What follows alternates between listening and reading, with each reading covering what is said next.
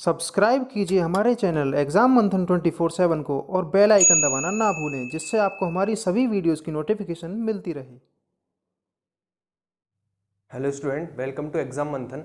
देखिए, हम ज्योग्राफी के अंतर्गत आज जो पढ़ने वाले हैं वो है हमारी दलहनी फसलें। ठीक है, फसलों के अंतर्गत हमने पहले एक वीडियो कर चुके हैं। ठीक है, उसके बाद हमने फसलों पर सबसे पहले एक वीडियो की थी जिसमें हमने ओवरऑल एक ओवरव्यू लिया था कि पूरे भारत में किस प्रकार खेती की जाती है। ठीक है, एक वीडियो के अंतर्गत समझा था। उसके बाद हमने जो बात की थी वो थी हमारी फलों के ऊपर। ठीक है, आज हम बात करने वाले हैं दलहनी फसलों के ऊपर, जहां से क्वेश्चन पूछा जाता है। देखिए, एक डेटा होता है, ये डेटा डायरेक्टली पूछा जाता है यहां से। ठीक है, कैसे? ऐसे पूछा जाएगा कि सभी दालों में कौन सा राज्य प्रथम स्थान पर है, या पूछ लिया जाएगा अरहर उत्पादन में कौन सा राज्य भारत में प्रथम स्थान पर है। दूसरा क्वेश्चन ये भी पूछा जा सकता है कि दलहनी फसलों में सर्वाधिक किसका उत्पादन किया जाता है भारत में। ठीक है, तो इस प्रकार के क्वेश्चन पूछे जाते हैं इस टॉपिक को लेकर। तो आज हम सभी क्वेश्चन को कवर करने वाले हैं, जो भी एग्जाम रिलेवेंट इंपॉर्टेंट है, जो भी अब तक पूछे गए हैं। तो आप सभी का काम होगा वीडियो के एंड तक सुनना। ज्यादा बड़ी वीडियो नहीं है, छोटी वीडियो है, आप एंड तक इसे सुन सकते हैं। चलिए आज का टॉपिक शुरू करते हैं। देखिए, दलहनी फसलों में यदि बात करें किस कुल की फसलें होती हैं, तो ये लेग्यूमिनेसी कुल की फसलें होती हैं। ठीक है, यानी जितनी भी दलहनी फसलें हैं ये एक कुल के अंतर्गत आती हैं, उस कुल का नाम है लेग्यूमिनेसी कुल। ठीक है, नेक्स्ट हम बात करें जो दलहनी फसलें होती हैं। दलहनी फसलें होती हैं जब ये मृदा में बोई जाती हैं तो मृदा में नाइट्रोजन का स्थिरीकरण करती हैं। ठीक है, यानी मृदा की उर्वरा शक्ति को बनाए रखती हैं। कौन सी? दलहनी फसलें। यही कारण है कि जो हमारी दलहनी फसलें हैं, यदि हम खरीफ और रबी के बीच में यदि हम दलहनी फसलें बोएं तो मृदा की उर्वरा क्षमता बनी रहती है। कारण क्या है? कारण समझिए। देखिए, जब हमने दलहनी फसलों से पहले खरीफ की फसल बोई तो खरीफ की फसल कैसे बड़ी होगी? जब वो मृदा के अंदर से पोषक तत्व को ग्रहण करेगी। ठीक है, तो जब खरीफ की फसलों ने मृदा के अंदर पोषक तत्वों को ग्रहण किया, ठीक है, उसके बाद वो बड़ी हुई, वो काट दी गई। अब एक बात बताइए, सारी मृदा का पोषक तत्व कौन ले गई? खरीफ की फसलें ले गई। अब जब रबी की फसलें बोई जाएंगी तो रबी की फसलें जब बोई जानी होंगी तो उसके अंतर्गत मृदा में इतनी क्षमता नहीं होगी कि वो फसलों को अच्छे से उगा सके। यही कारण है कि यदि हम खरीफ की फसल बोने के बाद उसके बाद हम यदि दलहनी फसलें बोए तो दलहनी फसलें वापस मृदा को पोषक तत्व दे देती हैं, जिसके कारण आने वाली रबी की फसलें आसानी से बोई जा सकती हैं।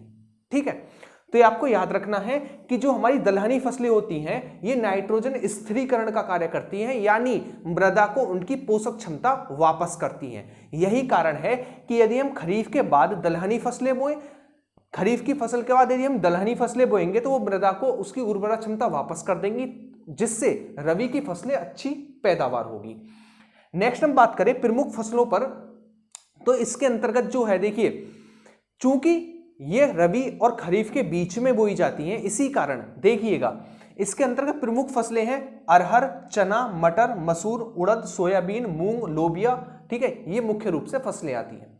यदि हम बात करें अरहर, चना, मटर और मसूर की, तो ये रबी की फसलें हैं। कौन सी हैं? रबी की फसलें हैं। यदि हम बात करें सोयाबीन, मूंग, उड़द और लोबिया, तो ये खरीफ की फसलें हैं। ठीक है, यदि हम नेक्स्ट बात करें सोयाबीन, मूंग और उड़द, ये जायद की फसलें हैं। इसका मतलब सोयाबीन, मूंग और उड़द खरीफ और जायद दोनों में बोई जाती हैं।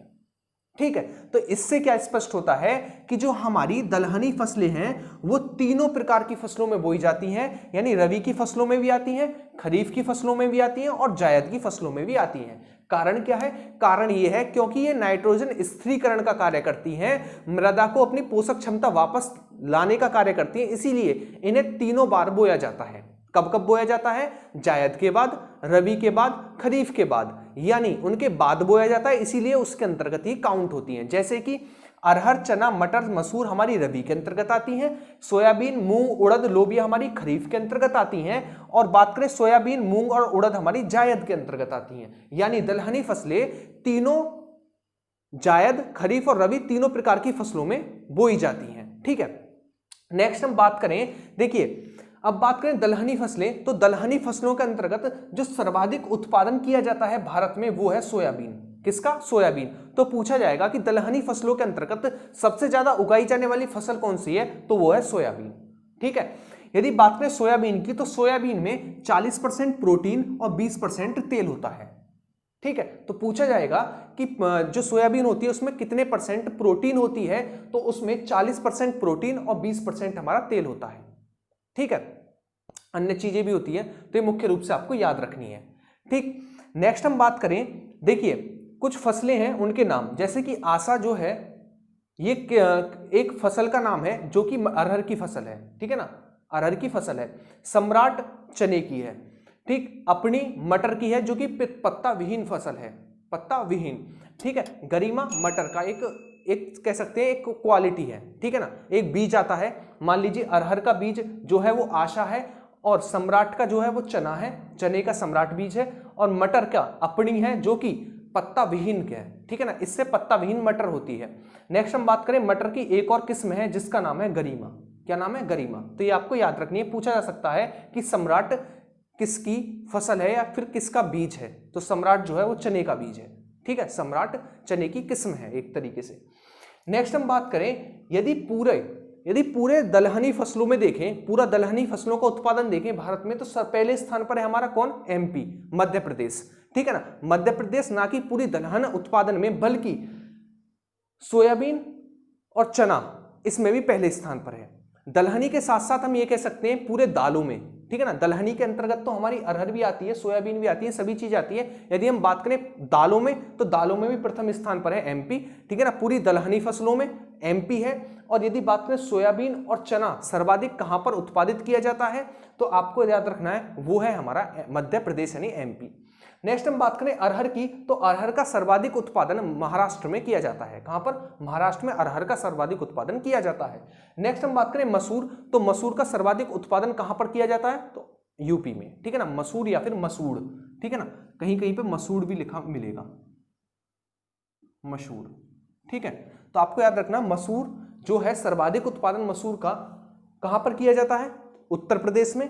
अरहर का किया जाता है महाराष्ट्र में। और सभी दालों में नंबर 1 राज्य कौन सा है? वो है एमपी यानी मध्य प्रदेश। और सोयाबीन और चने में प्रथम स्थान पर कौन है? तो वो भी एमपी यानी मध्य प्रदेश है।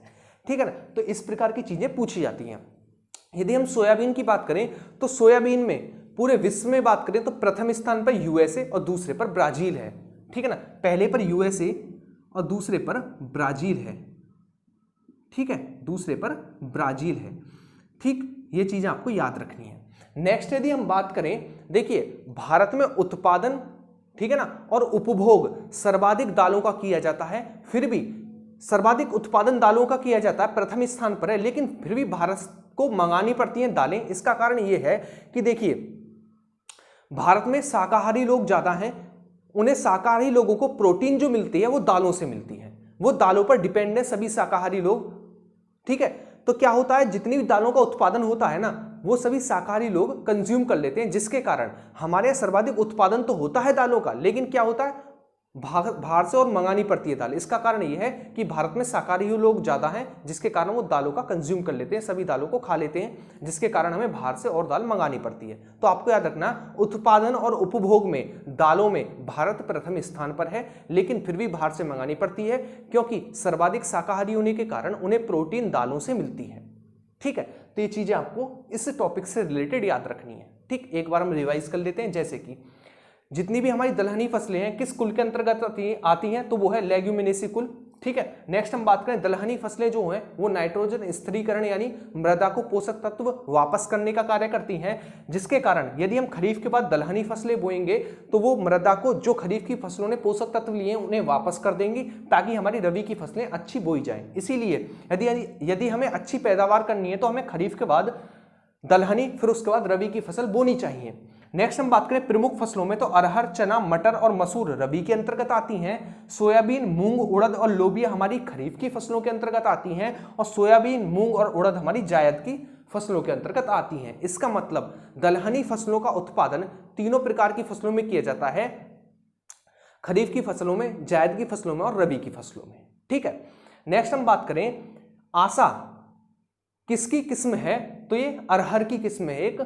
सम्राट की बात करें, चना की किस्म है एक। अपनी बात करें तो किसकी किस्म है, तो ये मटर की किस्म है जो कि एक पत्ता विहीन किस्म है, ठीक है ना। यदि बात करें गरिमा, तो गरिमा एक किसकी किस्म है, तो वो है मटर की, ठीक है ना।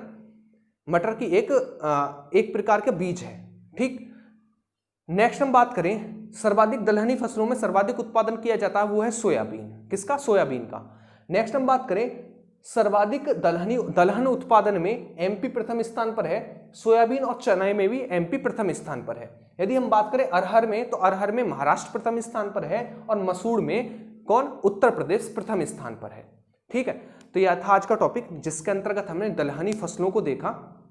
छोटा सा टॉपिक था, इससे क्वेश्चन बहुत ज्यादा एग्जामों में पूछे जाते हैं, ये आपको पता होगा, ठीक। जितने भी हमारे डेटा वाले हैं इनसे क्वेश्चन एग्जाम में पूछे जाते हैं, क्योंकि ये डायरेक्टली डेटा उठाकर दे दिया जाता है। अरहर उत्पादन में प्रथम राज्य कौन सा है, ठीक। यदि आप मैप से पढ़ते हैं तो आपको ये चीज भूलना बहुत मुश्किल हो जाता है। जब एग्जाम होगा तो आप डायरेक्टली हिट कर सकेंगे अपने दिमाग में चीजों को कि हमने कहां पर पढ़ा था, ठीक। तो इस वीडियो के अंतर्गत इतना ही, मिलेंगे अपनी नेक्स्ट वीडियो में, और कमेंट में बताना आपको वीडियो कैसी लगी। दूसरा, यदि आपको कोई सब्जेक्ट और एक्स्ट्रा पढ़ना हो तो उसे भी कमेंट में बता देना। साथ ही साथ वीडियो अच्छी लगी उसे लाइक और शेयर करते रहना, और जो चैनल पर नए उसे सब्सक्राइब कर लेना। नेक्स्ट वीडियो में हम मिलेंगे, तब तक आपका काम रहेगा नोट्स बनाते हुए चलना मैप से, ठीक। नोट्स नोट करते हुए चलना, जो मैंने बोला उसे भी, और जो बोर्ड पर लिखा है उसे भी साथ के साथ मैप में भी ड्रॉ करते हुए चलना, ताकि एग्जाम में आपको बहुत ज़्यादा हेल्प मिले जब आपके एग्जाम बहुत नज़दीक हो। मिलते हैं नेक्स्ट वीडियो में, तब तक के लिए थैंक यू। अच्छे से कीजिएगा रिवीजन।